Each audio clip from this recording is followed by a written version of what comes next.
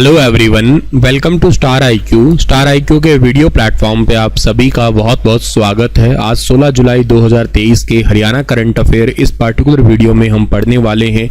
आइए सेशन की करते हैं शुरुआत। आप सभी को राधे राधे। मेरे प्यारे दोस्तों, कल आपसे एक सवाल पूछा था, उसका सही जवाब क्या होगा।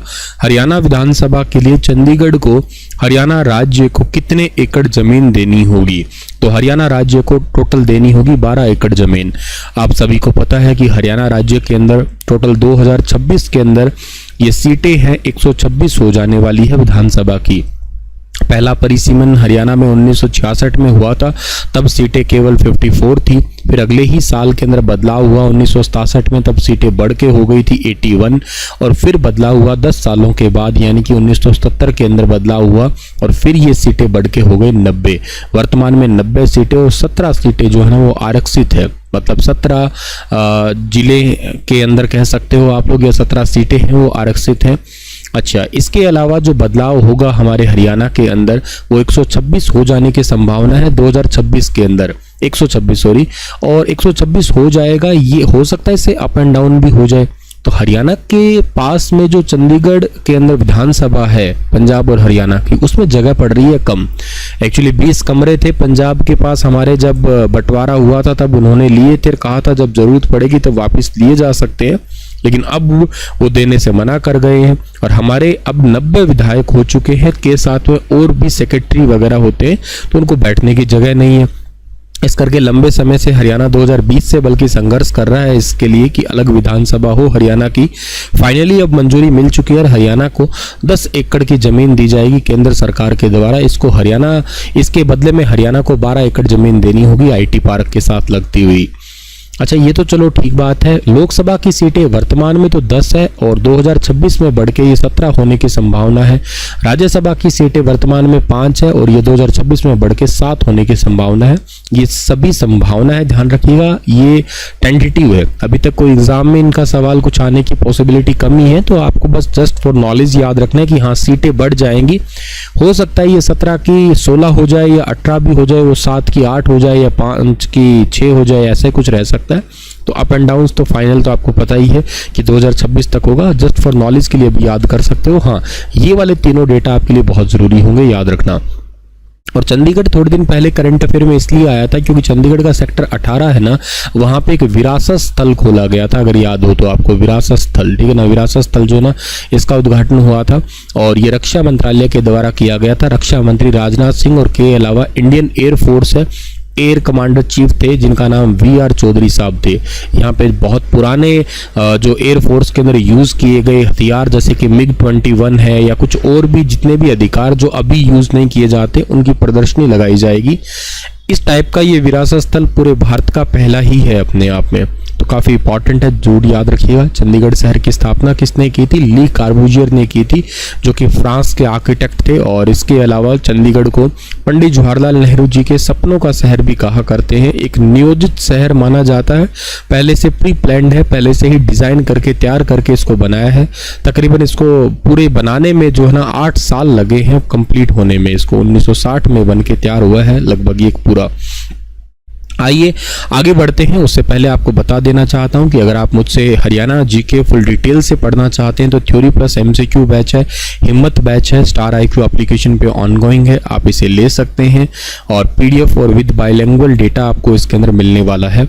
इसके अलावा दोस्तों, आप हरियाणा सीईटी की तैयारी कर रहे हैं तो उसके लिए क्रैश कोर्स है अवेलेबल स्टार आईक्यू एप्लीकेशन पे आखिरी 1 महीने के लिए। और इसके अलावा एचएसएससी सीईटी मेंस के लिए टॉप एमसीक्यू की सीरीज भी है, आप इन दोनों को भी ले सकते हैं। आप इनको इकट्ठा लेते हैं तो आप मुझे मैसेज कर सकते हैं, आपके लिए स्पेशल कोड जनरेट करके ऑफर भी दिया जा सकता है। कल आपसे एक सवाल पूछ लिया था, वो तो जवाब मैं दे चुका हूं। अब आज का पहला करंट अफेयर है कि हरियाणा के किसानों के लिए हाल ही में कौन सा मोबाइल एप्लीकेशन का शुभारंभ हुआ है। तो देखिएगा, ऑलरेडी हरियाणा में एक पोर्टल चल ही रहा था, मेरी फसल मेरा ब्यौरा, और इसके नाम से अब हरियाणा में एक मोबाइल एप्लीकेशन भी स्टार्ट कर दिया है। चलिए मुझे कमेंट में बताइए, मेरी फसल मेरा ब्यौरा इसकी शुरुआत हरियाणा में कब हुई थी? तो मेरी फसल मेरा ब्यौरा के नाम से अब हरियाणा में एक एप्लीकेशन आ चुका है। किसान भाइयों को हरियाणा सरकार की तरफ से तोहफा है। मेरी फसल मेरा ब्यौरा मोबाइल एप्लीकेशन का शुभारंभ मुख्यमंत्री मनोहर लाल जी के द्वारा हुआ। कब हुआ? 15 जुलाई 2023 को हुआ और ये agriculture and farmer welfare department है, इसी के अंडर आता है। पंचकुला के अंदर एग्रीकल्चर हमारा भवन है, कृषि भवन है, सेक्टर 21 के अंदर, वहां पे इसका उद्घाटन किया गया है। ये मोबाइल एप्लीकेशन क्या बेनिफिट देगा? घर बैठे अपनी फसल का रजिस्ट्रेशन है वो किसान अब मोबाइल एप्लीकेशन के थ्रू कर सकेंगे। कुछ ऐसा नहीं है कि आपको वेबसाइट ही, एक्चुअली क्या है कि सबके पास में आजकल मोबाइल तो है ही है और मोस्ट प्रॉब्ली एंड्रॉयड फ़ोन या लगभग फ़ोन तो सभी रखते ही हैं। अच्छा, तो लैपटॉप रखे या कंप्यूटर रखे हर घर में ज़रूरी नहीं है, लेकिन मोबाइल फ़ोन तो चाहे आज के समय में मुझे ऐसा लगता है चाहे पढ़े लिखे हो चाहे अनपढ़ हो, ऑलमोस्ट सबके पास में एंड्रॉयड फ़ोन है अपने आप में। अपनी पूरी जमीन का रजिस्ट्रेशन 31 जुलाई तक पूर्ण करने पर जो ना 100 रुपये भी मिलेंगे इस मोबाइल एप्लीकेशन के थ्रू, मतलब 100 रुपये का कैशबैक वाला सिस्टम कुछ है, तो आप ये कर सकते हैं। हरियाणा सरकार ने एक ऑफर भी दिया है ताकि लोग ज़्यादा से ज़्यादा इस मोबाइल एप्लीकेशन से जुड़ पाएँ।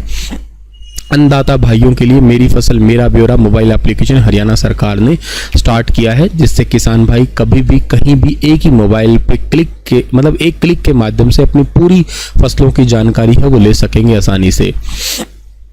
ऐसे ही हरियाणा में ना एक अंत्योदय सरल है। एक कमेंट में मुझे ये भी बताइएगा ये सरल अंत्योदय सरल पोर्टल हरियाणा में कब स्टार्ट हुआ था?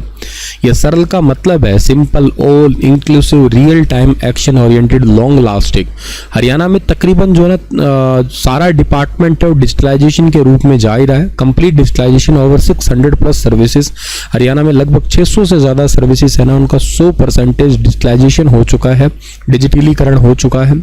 Government of Haryana has initiated Antyodaya सरल, जिसका फुल फॉर्म मैं बता चुका हूं कि simple, all inclusive, real time, action oriented, long lasting. और इसका विजन इतना ही है कि जितने भी आपकी योजनाएं हैं उन सबको ऑनलाइन के माध्यम से लोग, मतलब ऐसा होता है कि ऑफलाइन बहुत सारी स्कीम चल रही होती है तो लोगों को उनके बारे में ज़्यादा पता नहीं होता है, तो ज़्यादा से ज़्यादा स्कीमें ऑनलाइन अगर होगी तो उसका डेटा प्रॉपर तरीके से कलेक्ट होगा, डेटा के माध्यम से सही तरीके से इस योजना को भी एग्जीक्यूट किया जा सकेगा।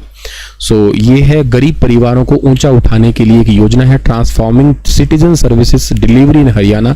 लोगों को, जरूरतमंद लोगों को उनकी सर्विसेज, यूं से समझिएगा इसका ओवरऑल एक टारगेट है वो कि रीचिंग द लास्ट माइल, मतलब आखिरी इंसान तक पहुंचना ही सीधा सीधा इस योजना का उद्देश्य है। हमारी सरकार ने छोटे किसान और ग्रामीण क्षेत्र के युवाओं हेतु कौन सी स्कीम चलाई है? तो हमारी सरकार ने अभी हाल ही में ग्रामीण किसान और ग्रामीण क्षेत्र के जो युवा है ना उनके लिए एक योजना चलाई है, इसका नाम है mini dairy. Option number D ठीक है इसका हमारा। ये मिनी डेयरी का मतलब क्या है सर? इसका मतलब है कि 10 दुधारू पशुओं तक की मिनी डेयरी खोलने पर पशु की लागत पर 25% की सब्सिडी दी जाएगी। तो मान लेते हैं एग्जाम्पल से तौर पे कह रहा हूँ भी 1 लाख रुपए कहीं लगते हैं तो उस पर 25,000 रुपये सरकार दे देगी आपको और 75,000 रुपये आप लोगों को घर से लगाने होंगे। और 20 से ज़्यादा दुधारू पशु है उनके लिए हाईटेक डेयरी के लिए भी ब्याज में छूट दी जाएगी। मतलब ओवरऑल है कोई मिनी डेयरी लगाता है तो उनको हरियाणा सरकार के द्वारा सब्सिडी दी जाएगी, इसी का ही नाम है मिनी डेयरी स्कीम, ये याद रखना आप लोग। पशुपालन और डेयरी विभाग का सबसे अधिक आवेदन प्राप्त हुए हैं हरियाणा सरकार के पास, किस लिए? गाय के दूध के साथ साथ पंचगव्य उत्पादों पर भी जो ना हरियाणा सरकार काम कर रहा है। और इस डिपार्टमेंट के द्वारा लगभग जो ना 60431 आवेदन बैंक पर आयोजित किए गए हैं और इसमें लगभग 20,000 से अधिक आवेदन का लोन भी दिया जा चुका है।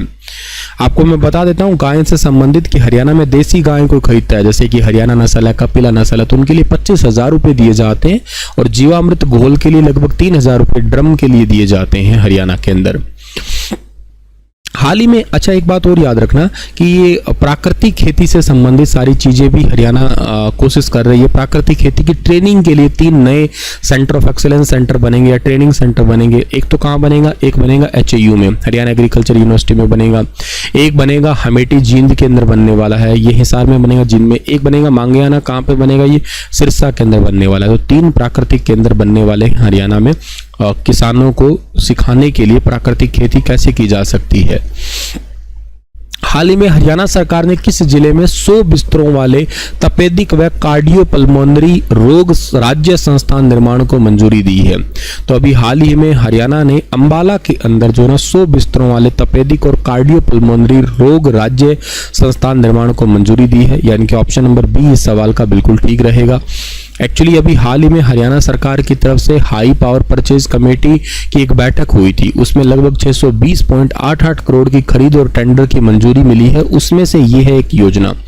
उसमें मुख्यमंत्री जी ने सिरसा लुदेसर भादरा रोड का सुदृढ़ीकरण का काम स्टार्ट करने के लिए गुरुग्राम पचगांव से जमालपुर होते हुए फरूखनगर तक 2 लेन सड़क का निर्माण, अंबाला शहर में 100 बिस्तरों वाले तपेदिक और कार्डियोपल्मोनरी रोग राज्य संस्थान का निर्माण, हांसी टाउन हिसार में वाटर वर्क्स का नवीनीकरण और मरम्मत के लिए 8 MLD जल उपचार संयंत्र यानी कि ये आपका वाटर ट्रीटमेंट सेंटर है, इनका खरीद के लिए भी, इनके निर्माण के लिए भी कुछ पैसे हैं। इसके अलावा रोहतक के अंदर रोहतक क्षेत्र में IMT खरखोदा से जुड़ी 220 किलोवाट ट्रांसमिशन लाइन का निर्माण होगा। IMT खरखोदा पॉकेट ए में 220 kV सब स्टेशन बनेगा। इसके अलावा पॉकेट बी के अंदर भी सब स्टेशन बनेगा। चिकनवास में भी 220 किलोवाट सब स्टेशन का निर्माण होगा। कुछ ऐसे हाई पावर परचेज कमेटी की तरफ से लिए गए टेंडर की मंजूरी हरियाणा सरकार ने दी। और इसके अलावा कहा है कि हरियाणा के अंदर जितनी भी मंडियां हैं वहाँ पे अटल किसान मजदूर कैंटीन जो है उनको ऑफ सीजन के अंदर भी खोला जाए।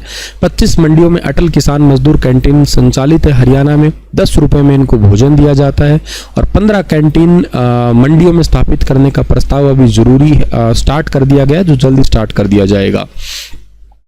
संगीता फोगाट ने हाल ही में हंगरी रैंकिंग सीरीज टूर्नामेंट में गैर ओलंपिक 59 किलोग्राम वर्ग में कौन सा पदक जीता है?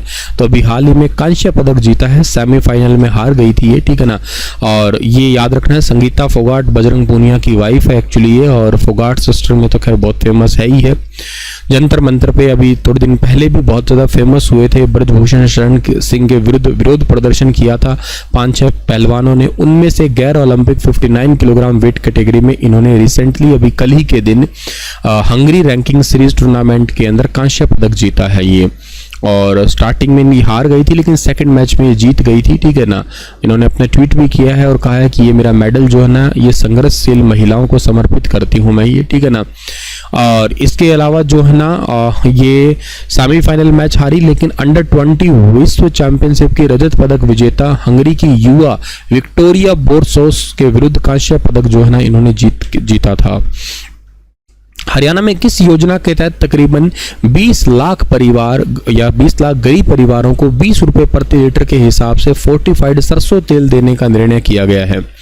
तो ये अंत्योदय अन्न योजना है और गरीबी रेखा से नीचे यानी कि बिलो पॉवर्टी लाइन BPL के लिए दोनों ही योजनाओं के तहत दिया जाएगा ये। सी ऑप्शन इसका ठीक है हमारा। एक्चुअली 2 साल पहले इसको स्टार्ट किया गया था। हरियाणा ने कहा था कि हम ये बेसिकली जिनकी इनकम 1 लाख से कम है उनको हम ये तेल देंगे 20 रुपए पर लीटर, लेकिन कोरोना कारण तेल महंगा हो गया था तो फिर बंद कर दिया था। और हरियाणा के अंदर BPL और इसके अलावा जो है ना अंत्योदय परिवार या अंत्योदय अन्न योजना के कार्ड धारकों की संख्या लगभग 33.33 लाख है। और जबकि सरसों का तेल 1 लाख रुपए वार्षिक आय वाले 19,674 लाख लोगों को दिया जाएगा। तकरीबन 20 है पर 20 से थोड़ा कम है, जरूर याद रखना। खाद्य आपूर्ति और विभाग की ओर से इसको हैफेड के MD और Haryana agro industry corporation limited को आदेश जारी कर दिए गए हैं। हैफेड के चेयरपर्सन का नाम कैलाश भगत है, ध्यान रखिएगा आप लोग, ठीक है। और इसके अलावा जो है ना हरियाणा के अंदर आपको मैं बता देता हूँ, कोरोना के कारण बंद हो गया तो फिर सरकार ने क्या किया, 2 लीटर सरसों के तेल के लिए मासिक 250 रुपये जो है ना सरकार देगी और सब्सिडी देगी, लेकिन लंबे समय से सब्सिडी आ नहीं रही थी तो इस करके अभी ये सरकार ने क्या है कि 20 रुपये पर लीटर देने की ही घोषणा कर दी है। इसके लिए विधानसभा में भी हंगामा हुआ था तकरीबन।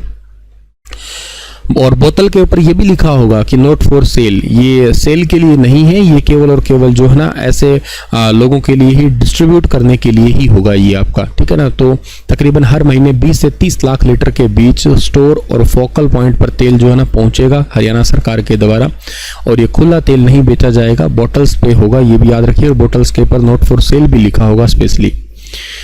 चलिए इसी के साथ ये सेशन समाप्त होता है। आपके लिए सवाल है कि नवमी के दिन गोगा पीर की पूजा के बाद किस नृत्य का आयोजन किया जाता है? डमरू नृत्य, छठी नृत्य, छड़ी नृत्य, उपरोक्त सभी इनमें से बताइएगा कौन सा इसका आंसर सही है। चंडीगढ़ PRT की भी तैयारी करना चाहते हो तो स्टार IQ एप्लीकेशन को डाउनलोड आप कर सकते हैं। शुक्रिया, राधे राधे।